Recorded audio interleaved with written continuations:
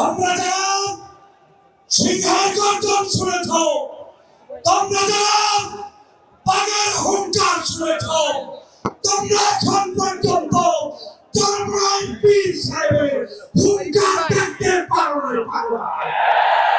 বাংলাদেশের নাস্তিকবাদী দালালদেরকে হুঁশিয়ার উচ্চারণ করে দিয়ে বলতে চাই, এই বাংলাদেশে আর কেউ চরমরাই পীরকে চিনতে না পারলে 5ই আগস্ট শেখ হাসিনা চিনেছে এবং চেনার কারণে পালিয়ে গেছে।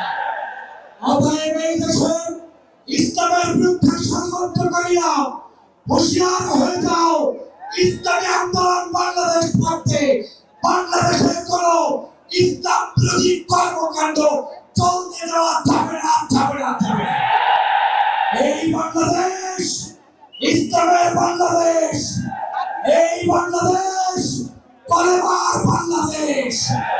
এই বাংলাদেশে আগামী দিনে যাই ক্ষমতায় আসবে, ইসলাম বাদ দিয়ে, মুসলমানের ধর্মনীতি বাদ দিয়ে কেউ আসতে পারবে না। সমাবেত জনতা, আপনাদেরকে স্পষ্ট বলতে চাই, গত 16 বছর পর্যন্ত আওয়ামী লীগ জুলুম করেছে, অত্যাচার করেছে, নির্যাতন করেছে। সেই নির্যাতন সহ্য করে যারা রাজপথে আন্দোলন করেছে, তার মধ্যে চরমরাই ইসলামী আন্দোলন ছিল না।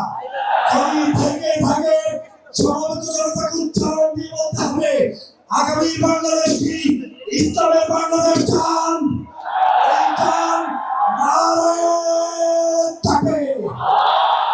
পীর সাহেব চরমরাই যেভাবে উত্তর দিয়েছে,